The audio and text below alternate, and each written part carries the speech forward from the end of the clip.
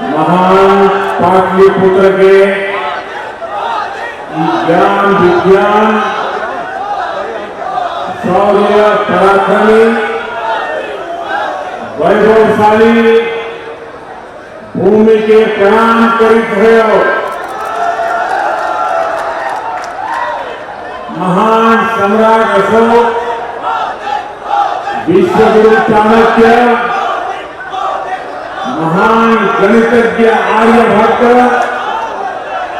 और गुरु गोविंद सिंह के गौरवशाली धरती पर अपने सबके अभिनंदन करिए। बिहार के मुख्यमंत्री और भावी भी मुख्यमंत्री मेरे मित्र श्रीमान नीतीश कुमार जी, केंद्रीय मंत्रिमंडल में मेरे साथी श्री रविशंकर प्रसाद जी, राज्य मंत्रिमंडल के अन्य साथी सांसद श्रीमान रामगोपाल यादव जी, पूर्व सांसद डॉक्टर सीपी ठाकुर जी, मंच पर विराजमान अन्य सभी सांसदगण, सभी पार्टियों के नेतागण और मेरे प्यारे भाई और बहनों,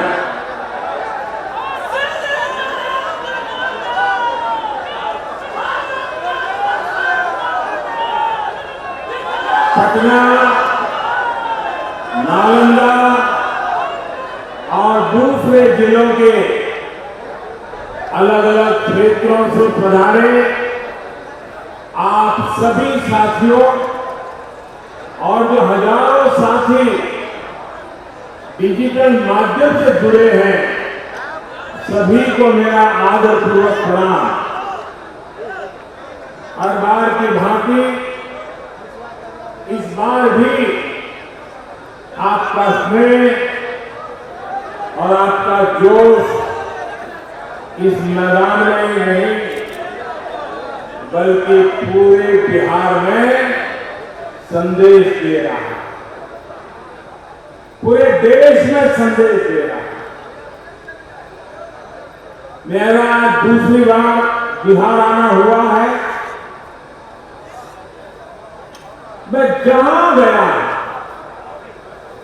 ऐसा ही अद्भुत नजारा, ऐसा ही उमंग, ऐसा ही दृढ़ निश्चय मैं बिहार के लोगों में देख रहा हूं और इसलिए मैं बिहार की जनता का सर झुका करके वंदन करता हूं। भाई और बहनों, बीते 1.5 दशकों में नीतीश जी की अगुवाई में बिहार में कुशासन से सुशासन की तरफ कदम मजबूत गति से बढ़ाए हैं। एनडीए सरकार के प्रयासों के कारण बिहार में असुविधा से सुविधा की और अंधेरे से उजाले की ओर, अविश्वास से विश्वास की ओर, अपहरण उद्योग से अवसरों की ओर एक लंबा सफर तय किया। लेकिन सुशासन और विकास एक निरंतर चलने वाली प्रक्रिया। जब एक सुविधा सामान्य जन तक पहुंचती है तो फिर उससे भी ऊपर की सुविधा के लिए आकांक्षा बढ़ती है। बीते सालों में देश और बिहार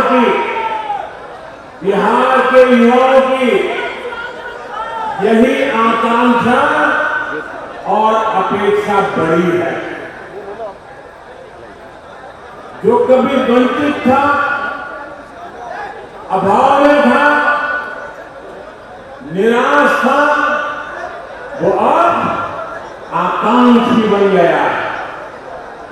ये बिहार की और एनडीए सरकार की बहुत बड़ी कामयाबी है और इसके लिए मैं नीतीश जी को बधाई देता हूं।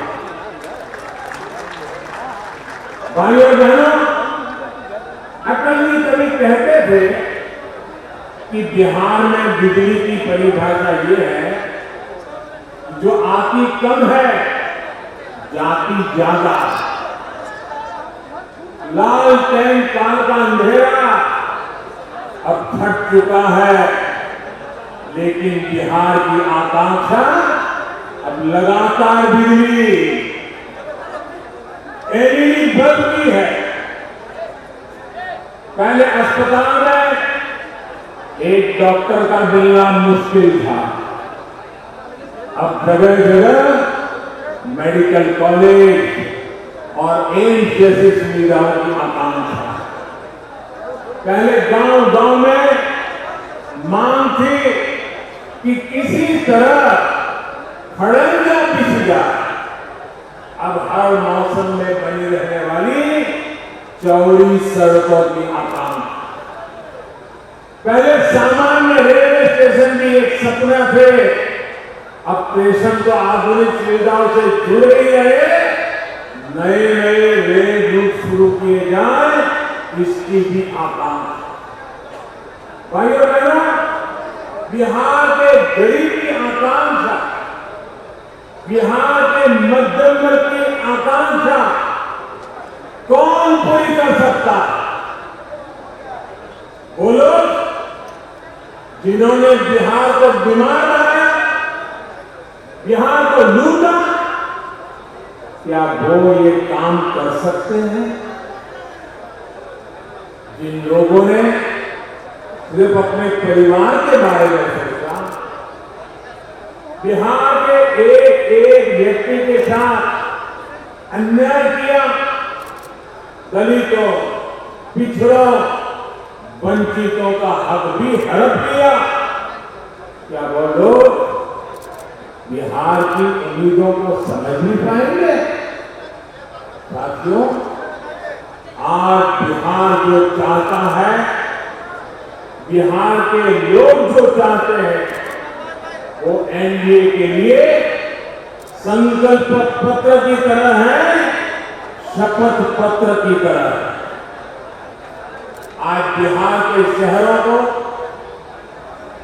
बिहटा जैसा नया और आधुनिक एयरपोर्ट चाहिए। पहले महात्मा गांधी सेतु की स्थिति सुधारने की मांग होती थी, अब पूरे राज्य में ऐसी सुविधाओं की मांग होती है। पहले गंगा जी की स्वच्छता एक बहुत बड़ा विषय था, अब गंगा जी का पानी तो साफ हुआ ही है, यहां पटना में रिवर फ्रंट भी बन चुका। हाल में जो सरकार ने मिशन डॉल्फिन शुरू करने का फैसला किया है, ये मिशन डॉल्फिन के कारण उसका सबसे बड़ा लाभ गंगा के इस पार पे होने वाला। पटना और आसपास के लोग उसके कारण बहुत रोजी रोटी कमाने वाले, सैकड़ों करोड़ रुपयों का खर्च होने वाला। साथियों, पहले पटना में रिंग रोड की मांग होती थी, रिंग रोड बनी तो फिर मेट्रो की मांग तेज हुई।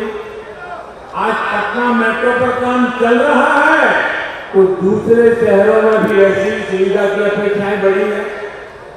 आज पटना सहित बिहार के सभी शहरों में सड़क, पानी और सीवर जैसे बुनियादी मुद्दों पर तेज गति से काम किया जा रहा है।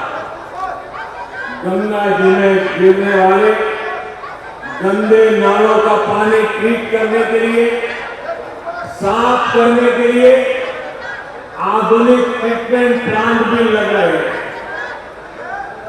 गंगा जी के घाटों का जीर्णोद्धार किया जा रहा है, घाटों का सुंदरीकरण किया जा रहा है। साथियों, एक समय था जब पासपोर्ट बनवाने के लिए पटना आने के सिवाय कोई चारा नहीं था। अब बिहार में 33 पोस्ट ऑफिस पासपोर्ट सेवा केंद्र खुल चुके हैं।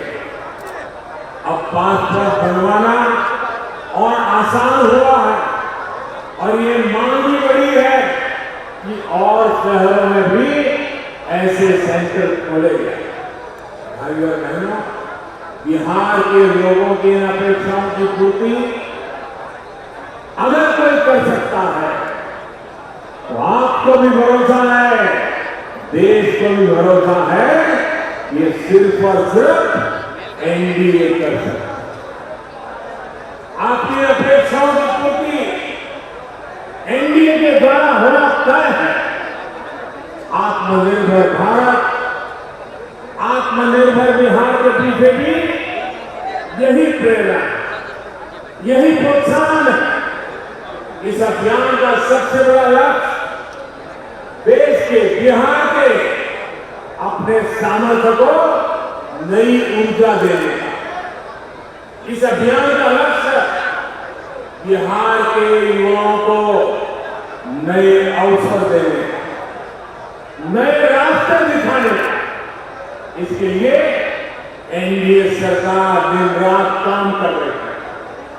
बीते समय में शिक्षा से लेकर शासन तक, किसान से लेकर श्रमिक तक, ईज ऑफ लिविंग से लेकर ईज ऑफ डूइंग बिजनेस तक के लिए अभूतपूर्व रिफॉर्म्स किए गए। आज 3.5 दशक बाद नई राष्ट्रीय शिक्षा नीति देश को मिल चुकी है। इस शिक्षा नीति में भाषा और अवसरों के अभाव के कारण बिहार का जो हमारा गरीब और वंचित छूट जाता था, उसको सबसे ज्यादा लाभ होने वाला। यही नहीं, बिहार जैसे राज्यों में इंटरनेशनल इंस्टीट्यूट और क्वालिटी टीचर्स के लिए भी एक खाका इसमें खींचा गया। साथियों, पढ़ाई ही नहीं, सरकारी भर्तियों में पारदर्शिता के लिए निरंतर कदम उठाए जा रहे हैं। अगर SC/ST के आरक्षण को 10 साल के लिए आगे बढ़ाया गया है, इसी पार्लियामेंट के सत्र में हमने समाज के प्रति सामाजिक न्याय का ये कदम उठाया है। तो सामान्य वर्ग के गरीबों को भी सामाजिक न्याय का हक है और इसलिए सामाजिक वर्ग के गरीबों को भी 10% का आरक्षण दिया गया। केंद्र सरकार ग्रुप बी और ग्रुप सी की सेवाओं से इंटरव्यू पहले ही खत्म किया जा चुका। वे भ्रष्टाचार का बहुत बड़ा मायाजाल था, उसे खत्म कर दिया। अब और एक बड़ा महत्वपूर्ण कदम लिया है। अब कॉम्पिटिटिव एग्जाम की व्यवस्था में भी अभूतपूर्व सुधार किए गए। नेशनल रिक्रूटमेंट एजेंसी के तहत अब रेलवे, बैंक और दूसरी अनेक सरकारी भर्तियों के लिए एक ही कॉमन एंट्रेंस एग्जाम की व्यवस्था, ये बहुत बड़ा सुधार है। अलग अलग एग्जाम खत्म होने से युवाओं की ऊर्जा, कोचिंग में लगने वाला धन और समय, परेशानी, सब कुछ बहुत कम हो जाए। इससे भर्तियों में पारदर्शिता भी बढ़ेगी। वरना पहले तो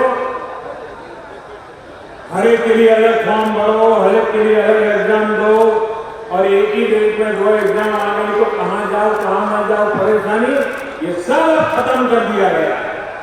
और अब दूर दूर तक जाना भी नहीं पड़ेगा, अपने जिले में व्यवस्था मिल जाए ताकि आप हिंदुस्तान की बड़े से बड़ी किसी भी जगह पे जाना चाहते हैं, आपका रास्ता खुल जाए। आज आत्मनिर्भर बिहार के माध्यम से अगर भाजपा और एनडीए नए रोजगार निर्माण का रोडमैप रख रही है तो उसके पीछे इन्हीं सुधारों का आत्मविश्वास। साथियों, बिहार में आईटी हब बनने की पूरी संभावना। यहां पटना में भी आईटी की बड़ी कंपनी ने अपना ऑफिस भी खोला। सिर्फ ऑफिस ही नहीं खुला है, बिहार के नौजवानों के लिए नए अवसर भी खुले। बीते सालों में दर्जन भर बीपीओ पटना, मुजफ्फरपुर और गया में खुल चुके हैं। इससे भी अनेकों युवाओं को रोजगार मिला। मैं पटना के लोगों से जानना चाहता हूं, बिहार के लोगों से जानना चाहता हूं, क्या जनरल राज में बिहार आईटी हब बनने का सपना भी देख। नेशनल दस्तक की आपसे गुजारिश है कि अगर इसको बचाना चाहते हैं तो नेशनल दस्तक को सब्सक्राइब करने के लिए रेड कलर के सब्सक्राइब बटन को दबाएं, फिर बेल आइकन की घंटी दबाएं। नेशनल दस्तक को बचाने के लिए बहुत जरूरी है कि हर खबर को शेयर करें, लाइक करें, कमेंट जरूर करें।